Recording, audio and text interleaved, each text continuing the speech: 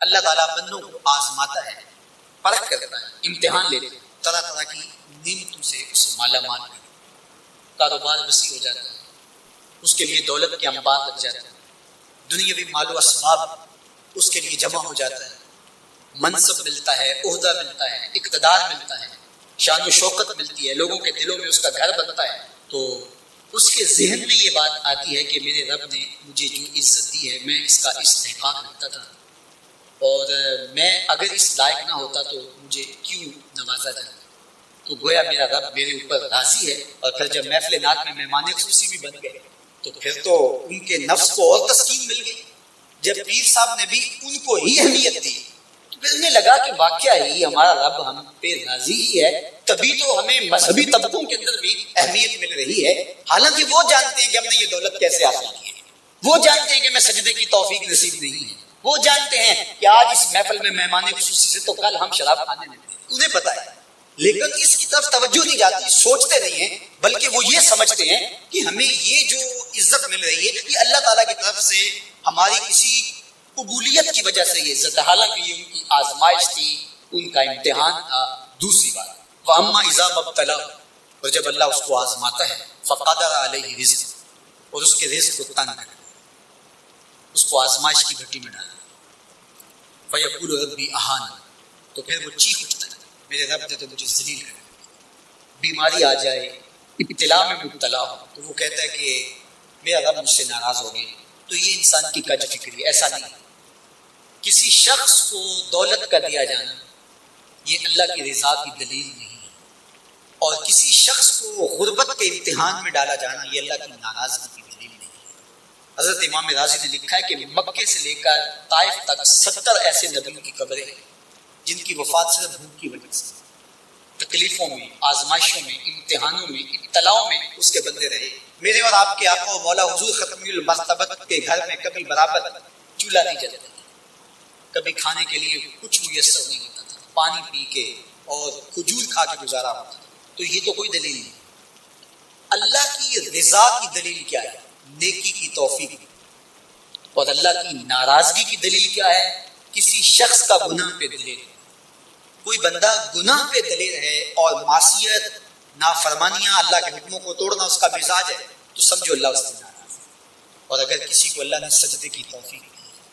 کسی کو اللہ نے اپنے راستے میں خلوص کے ساتھ خرچ کرنے کی توفیقات عطا کی، حلال حرام کی تمیز اس کو عطا کر دی گئی، پھر سمجھ لو کہ اللہ اس سے ناراض ہے۔ باقی رہی بات کہ کسی کو دولت کا زیادہ دیا جانا، کسی کو کم دیا جانا، تو یہ آزمائش ہے۔ اب جو اہل ایمان ہیں، اللہ کے بندے، وہ کیا کرتے ہیں؟ جب دولت زیادہ ملتی ہے، اقتدار ملتا ہے، منصب ملتا ہے، تو بس اللہ کے شکر کے دائرے میں آ جاتا ہے، اور جب مصیبت آتی ہے، تکلیف آتی ہے، اذیتوں میں مبتلا ہوتے ہیں، تو پھر وہ یہ نہیں کہتے کہ ہمارے رب نے ہمیں ذلیل کر دیا، بلکہ وہ اس پہ صبر کرتے ہیں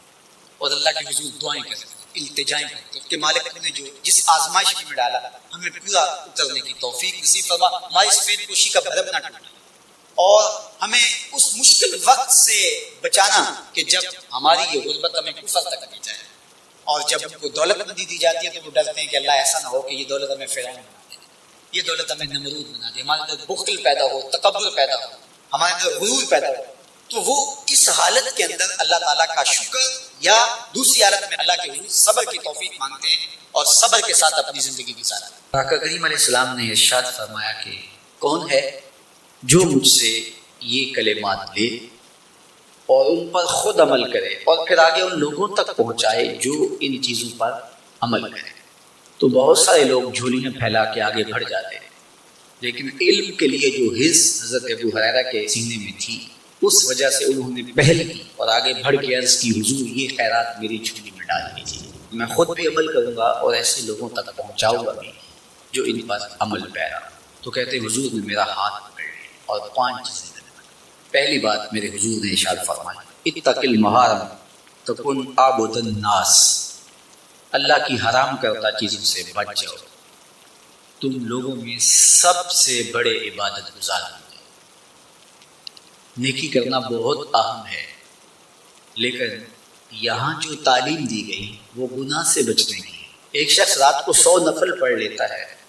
لیکن صبح اٹھ کے کسی کا حق غصب کرتا ہے، کسی کو گالی دیتا ہے، جھوٹ بولتا ہے، کم تولتا ہے، کم ناپتا ہے، اللہ کے حکام کو توڑتا ہے، اور دوسرا شخص ساری رات عشاء کی نماز کے بعد سویا رہا اور دن کو فجر کے بعد اس نے جھوٹ نہیں بولا، کسی کو تنگ نہیں کیا، اللہ کی مخلوق کو ضرر نہیں پہنچایا، تو شریعت ایسے شخص کو پسند کرتی ہے جو اللہ کی حرام کردہ چیزوں سے بچ جائے، نیکی کی توفیق مل جائے، نفلی عبادات میسر آ جائیں تو بڑی بات ہے، لیکن اس سے بڑی بات یہ ہے کہ اللہ کی حرام کردہ چیزوں سے بچا جائے۔ دوسری بات ارشاد کی وَارْضَ بِمَا قَسَمَ اللَّهُ لَكَ تَكُنْ أَغْنَى النَّاسِ، اللہ کی تقسیم پہ راضی ہو جائے۔ لوگوں میں سب سے بڑا غنی تو، دولت کی کثرت سے بندہ غنی نہیں بنتا، کتنے دولت مند ہیں، نفس کی کمینگی ہی ختم نہیں ہے، غنی اس وقت بندہ بنے گا جب اللہ کی تقسیم پہ راضی، اللہ نے جس حالت پہ رکھا اس حالت پہ خوش کہ میرے مالک نے مجھے جو دے دیا یہ میرے لیے اس نے مناسب جانا، تو بس میں اس پہ راضی ہوں، میں اس پہ خوش ہوں۔ اور اگر انسان یہ نہیں چاہتا اور نہیں کرتا تو جہاں بھی ہوگا وہ مطمئن نہیں۔ پھر ارشاد فرمایا وَأَحْسِنْ إِلَىٰ جَارِكَ تَكُنْ مُؤْمِنًا، اپنے ہمسائے کے ساتھ سلوک اچھا کر تو کامل مومن ہو جائے۔ جو آپ کا ہم سایہ ہے تو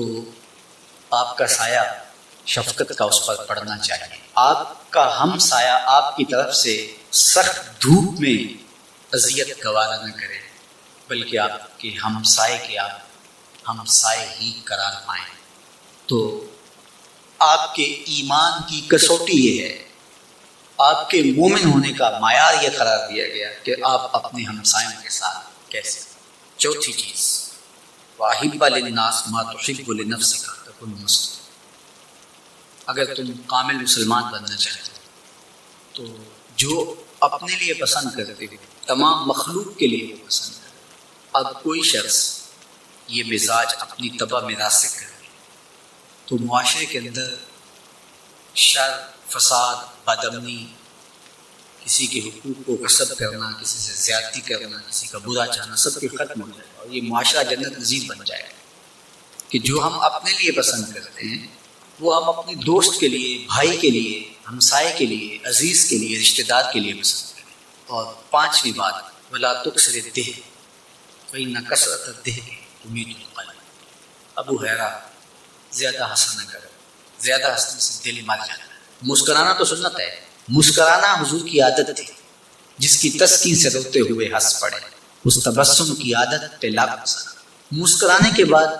اگلا مرحلہ دہق کا آتا ہے، لیکن دہق کبھی کبھی حضور سے صادر ہوا اور کہا یہ حضور علیہ السلام سے صادر نہیں ہوا، تو کہے سے منع کر دیا گیا۔ دہق کبھی کبھی ہو اور تبسم آپ کی زندگی میں شامل ہو۔ اللہ اس حدیث پاک کا نور ہماری روح میں اتار دے اور ہمارے باطن میں چراغاں کرے۔ کرونا وائرس کی وجہ سے پورے ملک کے اندر لاک ڈاؤن ہے، اس موقع سے بھرپور فائدہ حاصل کر کے ہمیں ذکر و فکر کی طرف آنا چاہیے، قرآن مجید کی تلاوت، کثرت نوافل، قضا شدہ نمازوں کی ادائیگی اور دیگر امور خیر بجا لانا چاہیے، اپنے ماں باپ کی صحبت میں بیٹھنا چاہیے، ان کی دعائیں لینی چاہیے، اپنے بچوں کے پاس بیٹھیں، اور بہت سارے اور امور جو ہم اپنی مصروفیات کے باعث پورے نہیں کر پاتے تو یہ موقع ہے ہم کو پورا کرنے کا۔ لیکن اس موقع سے ناجائز فائدہ حاصل کرتے ہوئے بہت سارے لوگ اپنے مکانوں کی چھتوں پہ دھاتی تاروں کے ذریعے پتنگیں اڑانے کے شغل میں مصروف ہیں، تو اس شغل سے خوددارا باز آئیے۔ یہ موقع ایک دوسرے کی مدد کرنے کا ہے، نصرت اور اعانت کرنے کا ہے، نہ یہ کہ مکانوں کی چھتوں پہ کھڑے ہو کے آپ خونی کھیل کھیلیں اور دھاتی ڈور کے ذریعے سے لوگوں کے گلے کٹیں اور لوگوں کو نقصان ہو۔ اس سے خوددارا ہمیں خود بھی باز آنا چاہیے اور اپنے بچوں کو بھی اس سے روکنا چاہیے، ان کی حوصلہ شکنی کرنی چاہیے۔ ویسے بھی علماء نے کہا کہ یہ جو پتنگ کٹتی ہے تو بچے اس کو لوٹنے کے لیے دوڑتے ہیں اس کے پیچھے، تو تو عمومی طور پہ ہمارے ہاں یہ کہا بھی جاتا ہے کہ میں پتنگیں لوٹ رہا ہوں یا لوٹ کے لایا ہوں، تو شرعاً وہ اس کی ملک نہیں تھی تو وہ کیسے اس کو اپنے پاس رکھ سکتا ہے؟ تو یہ ایسا گناہ ہے جس کو گناہ نہیں سمجھا جاتا، اور بچپن میں معصوم ذہن پر لوٹ مار کا تصور اس سے ابھرتا ہے، اور آج وہ پتنگ لوٹ کے لایا ہے تو کل بڑا ہو کے بڑا لٹیرا بنے گا۔ تو یہ ماں باپ کو سوچنا چاہیے کہ پتنگ لوٹنے کا عمل لوٹنے کی ایک مشق ہے، اور بچہ اس کو کوئی برائی نہیں سمجھ رہا اور اس کو گناہ نہیں سمجھ رہا، حالانکہ یہ مال لقطہ ہے۔ اور اگر کسی نے پتنگ لوٹ لی یا ڈور لوٹ لی تو ہمارے فقہا نے لکھا ہے کہ 6 ماہ تک اس کا اعلان کرے، مالک کے نہ ملنے کی صورت کے اندر اس کو صدقہ کرے، وہ خود پھر بھی نہیں رکھ سکتا ہے کیونکہ یہ مال لقطہ کے حکم کے اندر ہے۔ تو عمومی طور پہ ہم بچے کو بھی شاباش دیتے ہیں، اس کو بڑا دلیر قرار دیتے ہیں کہ اس نے اتنی پتنگیں لوٹی، آج اس کا یہ کمال ہے۔ تو یہ بچوں کے نفسیات کے اندر لوٹ مار کے تصور کو راسخ کرنے کا ایک ذریعہ ہے پتنگ۔ اس نقطہ نظر کی طرف شاید کبھی کسی کی توجہ نہ گئی ہو، تو اس پہ بھی غور کرنے کی ضرورت ہے۔ میں تو یہ بات کہا کرتا ہوں کہ چلتی ہوئی ٹرالی سے یا ٹرک سے جو بچہ گنا لوٹتا ہے تو اس کو بچے کی بہادری اور فنکاری سمجھا جاتا ہے، لیکن آج جس نے گنا لوٹا ہے تو کل وہ ملک لوٹنے لگے گا، کل وہ اور کچھ بھی لوٹے گا۔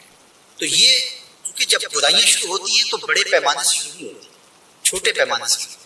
تو پتنگ لوٹنے کا تصور لوٹ مار کی طرف لے جانے والا ہے، اور دوسرا یہ قاتل ڈور کتنے لوگوں کی زندگی کا چراغ بجھا دیتی ہے، اور کیا گزرتی ہے ان ماں باپ کے اوپر جن کا لخت جگر، جن کا بیٹا ان کے ہاتھوں کے اندر دم توڑ جاتا ہے اور گلا کٹ گیا ایک ڈور سے۔ اور ایسے واقعات ہم کتنے سنتے ہیں۔ تو میں گزارش کروں گا کہ اس خونی کھیل سے باز رہا جائے۔ اخلاقیات بھی اجازت نہیں دیتے، ہمارا ملکی قانون بھی اس کی اجازت نہیں دیتا، پنجاب پولیس بھی اس پر ایکشن کر رہی ہے۔ ان کے ساتھ تعاون کیجیے اور اپنے گرد و پیش کے ماحول کی انہیں خبر بھی کیجیے، خود بھی بچیے، اپنی اولادوں کو، بچوں کو بھی اس سے محفوظ رکھیے۔ اللہ آپ کی حفاظت کرے۔ السلام علیکم ورحمۃ اللہ۔ قرآن مجید کا اسلوب بیان دیکھیے کتنا دل آویز اور خوبصورت، اور مذہب اسلام کی خوبصورتی دیکھیے۔ غریبوں کو، یتیموں کو، لاچاروں کو، اپاہج اور کمزوروں کو